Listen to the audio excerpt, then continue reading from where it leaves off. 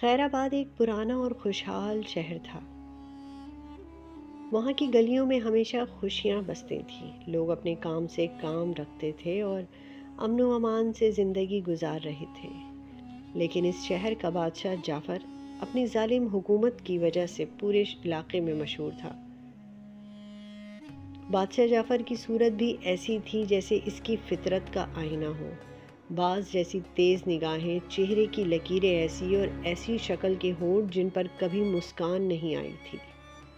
وہ اپنی سلطنت کو آگ کی طرح پھیلاتا جا رہا تھا۔ اس کی فوج ہر روز ایک نئے علاقوں کو فتح کرتی، لوگوں کی جائیدادیں چھین لیتی اور جو مقابلہ کرتا اسے موت کے گھاٹ اتار دیتی تھی۔ لیکن خیر آباد پر اس کی نظر پڑی تو اس نے سوچا، یہ شہر تو بالکل دلکش ہے، لیکن یہاں کے لوگ میری طرف دیکھنا بھی پسند نہیں کرتے۔ ان کی آنکھوں میں محبت نہیں، خوف ہے، مگر خوف بھی تو ایک طریقے سے حکومت کرنے کا طریقہ ہے۔ حالات دن بدن سخت سے سخت ہوتے گئے۔ بادشاہ کا وزیر خواجہ جلال جو کہتا تھا کہ حضور، خوف سے کبھی محبت پیدا نہیں ہوتی، لوگ جب دب جاتے ہیں تو ایک دن بغاوت کر بیٹھتے ہیں، لیکن بادشاہ جعفر اسے ہمیشہ ٹال دیتا۔ ایک دن اس نے شہر کے امام صاحب کو بلایا اور کہا، تم لوگوں کو میرے خلاف نہ بھڑکاؤ، میں تمہاری مسجدیں گرا دوں گا۔ امام صاحب نے دل میں درد لیا، لیکن انہوں نے بادشاہ کو سمجھانے کی کوشش کی۔ بادشاہ سلامت، اللہ تعالیٰ انصاف کا حکم دیتا ہے، آپ ظلم کرتے ہیں اور ظلم کرنے والوں کا انجام برا ہوتا ہے۔ یہ سن کر بادشاہ آگ بگولا ہو گیا اور اس نے امام کو شہر سے نکال دیا۔ لوگوں کے دل ٹوٹ گئے، اب ان کے پاس کوئی نہ تھا جو بادشاہ کے سامنے ان کی بات رکھ سکتا۔ خیر آباد کے ایک کونے میں ایک کوچے کے آخری گھر میں ایک اندھی بوڑھی رہتی تھی۔ اس کا نام زینب تھا۔ اس کی آنکھوں سے روشنی چلی گئی تھی، مگر اس کے دل میں روشنی تھی، روشنی اللہ کی محبت اور بھروسے کی۔ بوڑھی زینب اپنی جھوپڑی میں اکیلی رہتی تھی۔ اس کی بیٹی کا انتقال ہو گیا تھا اور داماد بھی ایک جنگ میں مر گیا تھا۔ اس کا پوتا حسن جو ابھی 10 برس کا تھا، اس کی آنکھوں کا نور تھا۔ حسن اپنی دادی سے بہت محبت کرتا تھا، وہ اپنی دادی کے سارے کام کیا کرتا تھا، ان کی مدد کیا کرتا تھا۔ بینائی نہ ہونے کی وجہ سے وہ کوئی کام نہیں کر پاتی تھی، مگر حسن ان کا سہارا تھا۔ دادی زینب اس کے سر پر ہاتھ رکھ کر دعا دیتی، اللہ تجھے سلامت رکھے میرے بچے، تجھے دنیا میں بلند کرے۔ بوڑھی عورت کا ایک چھوٹا سا آنگن تھا جہاں اس نے انگور کی بیل لگائی ہوئی تھی۔ حسن نے اس بیل کو پانی دیا تھا اور اب اس پر انگور کے چھوٹے چھوٹے گچھے آنے لگے تھے۔ دادی زینب جب بھی آنگن میں بیٹھتی، حسن ان انگور کے بارے میں بتاتا، دادی اماں، آج انگور اور بڑے ہو گئے ہیں، کچھ دن بعد یہ پک جائیں گے۔ دادی ہنس کر کہتی، اللہ کا کرم ہے بیٹا، جب یہ پک جائیں تو پہلا گچھا ہم مسجد امام کو دیں گے، ان کا حق ہے۔ لیکن انہیں کیا پتا تھا کہ امام صاحب کو شہر سے نکال دیا گیا ہے۔ ایک دن بادشاہ جعفر اپنے گھوڑے پر سوار شہر کا معائنہ کر رہا تھا۔ وہ اس کوچے سے گزرا جہاں بوڑھی زینب کی جھونپڑی تھی۔ اس کی نظر اس چھوٹے سے آنگن پر پڑی جہاں انگور کی بیل پھیلی ہوئی تھی۔ اس کی ہری بھری پتیاں اور چھوٹے چھوٹے انگور اس کی آنکھوں کو بھائے۔ بادشاہ رکا اور اپنے ساتھیوں سے بولا، یہ باغیچہ کس کا ہے؟ ایک ساتھی نے جلدی سے جا کر پوچھا اور واپس آ کر عرض کیا، حضور، یہ ایک اندھی بوڑھی کا ہے۔ بادشاہ جعفر نے زوردار آواز میں کہا، اندھی بوڑھی؟ اسے آنگن کی کیا ضرورت ہے؟ یہ جگہ تو میری فوج کے گھوڑوں کے لیے بہتر ہوگی۔ کل سے یہاں اس بوڑھی عورت کو نکال دو، اس جگہ کو ہموار کر دو، یہ انگور کا بیل بھی کاٹ دو۔ سپاہیوں نے حکم مان لیا۔ اگلے صبح جب حسن پانی بھر کر آیا تو اس نے دیکھا اس کی دادی کا آنگن اجڑ چکا تھا۔ انگور کی بیل زمین پر گری ہوئی تھی اور اس کے گچھے ٹوٹ کر بکھرے ہوئے۔ فوجی گھوڑے وہاں کھڑے تھے اور کچھ سپاہی بوڑھی عورت کو جھوپڑی سے نکال رہے تھے۔ حسن نے اسی وقت چلانا شروع کر دیا، نہیں، یہ ہمارا گھر ہے، یہ ہمارا آنگن ہے، آپ کیا کر رہے ہیں؟ لیکن سپاہیوں نے اس سے دھکا دے کر دور کر دیا۔ بوڑھی زینب اندھی ضرور تھی، لیکن اس نے سب کچھ اپنے دل سے محسوس کیا۔ اس کی آنکھوں سے آنسو بہنے لگے۔ وہ اپنی جھوپڑی کے سامنے بیٹھ کر اللہ سے دعا مانگنے لگی۔ سپاہیوں نے اسے اس کی جھوپڑی سے باہر نکال دیا۔ بوڑھی زینب اور حسن اس کوچے میں سڑک پر بیٹھ گئے۔ لوگ ان کی مدد کرنا چاہتے تھے لیکن بادشاہ کے خوف سے کوئی آگے نہیں آیا۔ بوڑھی عورت نے اپنے پوتے کو پاس بٹھایا اور اس سے کہا، بیٹا گھبراؤ نہیں، اللہ رحم کرنے والا ہے۔ رات ڈھل گئی تھی۔ بوڑھی زینب نے حسن کو گود میں اپنے سلا لیا تھا۔ خود اللہ سے باتیں کرنے لگی۔ اس کی آنکھوں سے آنسو بہہ رہے تھے۔ وہ اللہ سے کہہ رہی تھی، اے میرے اللہ، اے میرے مالک، تیرا بندہ ظلم کر رہا ہے، تو ہی انصاف کرنے والا ہے۔ میری کوئی طاقت نہیں لیکن تیری طاقت سب سے بڑی ہے۔ اسی رات بادشاہ جعفر نے اپنے عیش و آرام کے محل میں عجیب خواب دیکھا۔ اس نے دیکھا کہ ایک بڑی آگ ہے اور اس آگ میں گھر جل رہا ہے اور آگ کے شعلے اس کی طرف بڑھ رہے ہیں۔ وہ زور سے چلا رہا ہے مگر اس کی مدد کوئی نہیں کر رہا ہے۔ تب اسے ایک آواز سنائی دیتی ہے، ظالم، ظلم کا انجام آگ ہوتا ہے۔ بادشاہ نے فوراً نیند سے چونک کر آنکھیں کھولی۔ اس کا جسم پسینے سے تر ہو رہا تھا۔ وہ گھبرا گیا۔ اس نے وزیر کو بلایا اور اپنا خواب سنایا۔ وزیر نے کہا، حضور، یہ اللہ کی طرف سے ایک نشانی ہو سکتی ہے۔ آپ کو اپنی مخلوق پر رحم کرنا چاہیے۔ لیکن بادشاہ نے غصے سے کہا، رحم؟ میں کسی پر رحم نہیں کر سکتا۔ وہ تو بس ایک خواب تھا، خوابوں کا کوئی بھروسہ نہیں ہوتا۔ چند دن گزر گئے۔ بادشاہ کے محل میں ایک بے چینی سی بڑھ گئی۔ اس کی فوج کو کچھ نیا علاقہ فتح کرنا تھا مگر ناکامی نصیب ہوئی۔ لوگ اس سے ملنے سے کتراتے تھے۔ وہ آئینے میں اپنا چہرہ دیکھا کرتا تو اس کی شکل کچھ بدلی ہوئی سی لگ رہی تھی۔ ایک دن جب وہ اپنی چھت پر بیٹھا تھا تو اس نے پھر سے اندھی بوڑھی عورت کی آواز سنائی دی، جو ابھی بھی اس کوچے میں بیٹھ کر دعا مانگ رہی تھی۔ بادشاہ نے اپنے سپاہیوں کو بھیج کر کہا، جا کر دیکھو یہ کیا کر رہی ہے۔ سپاہی گئے اور واپس آئے اور انہوں نے بتایا، حضور، وہ بوڑھی اللہ سے دعا مانگ رہی ہے اور دعا یہ کر رہی ہے کہ آپ کا ظلم ختم ہو اور اللہ آپ کو ہدایت دے۔ بادشاہ کو بہت برا لگا یہ سب سن کر۔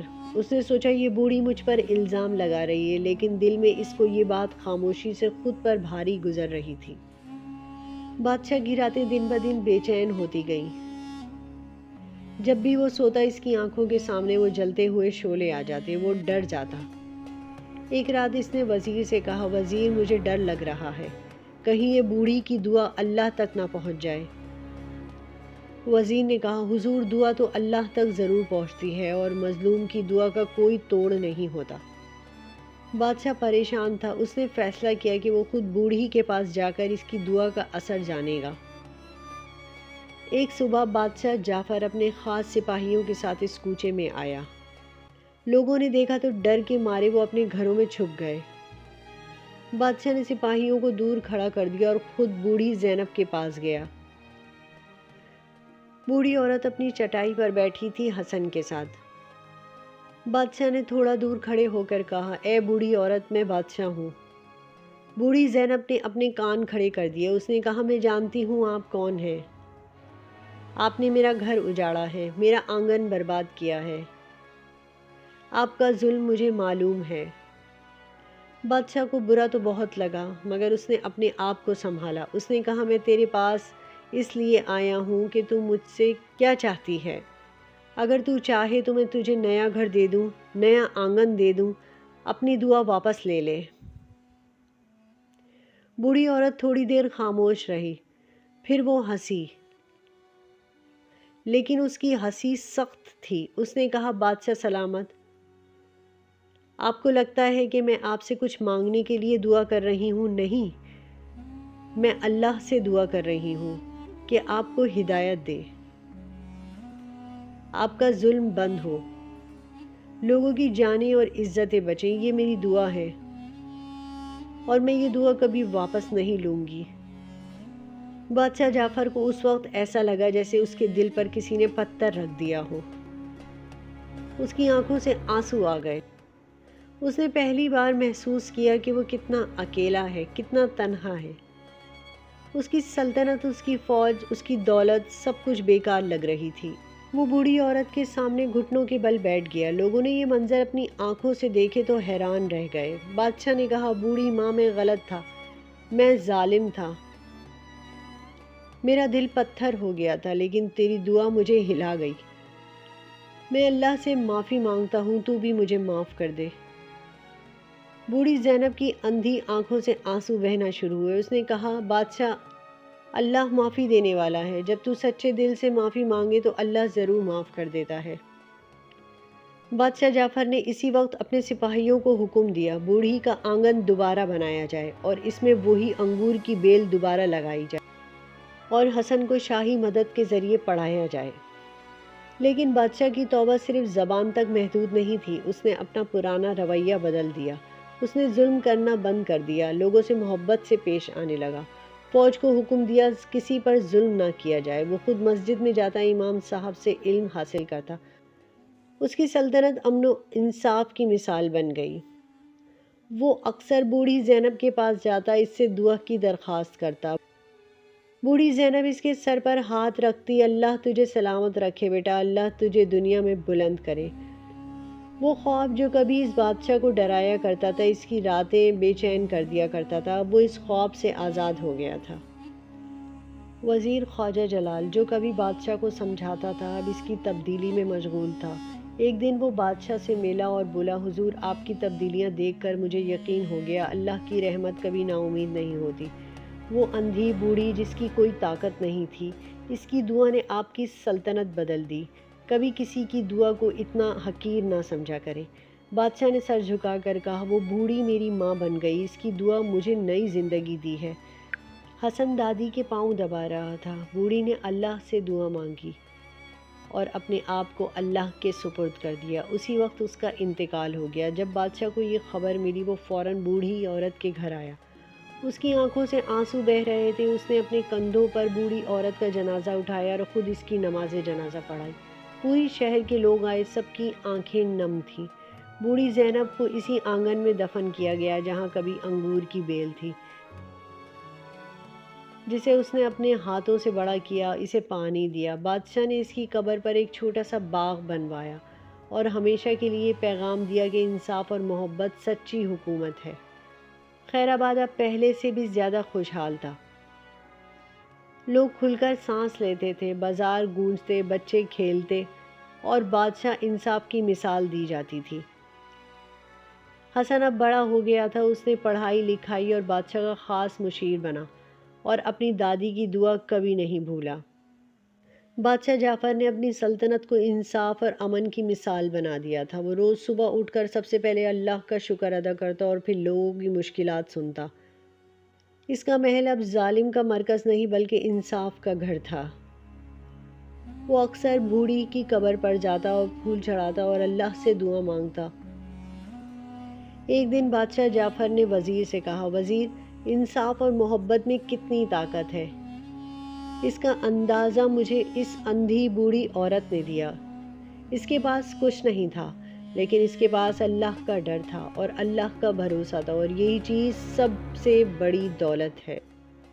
یہ قصہ صرف ایک بادشاہ اور ایک بوڑھی عورت کا نہیں ہے، یہ قصہ انصاف کا ہے، ظلم کے انجام کا ہے اور اللہ کی رحمت کا ہے۔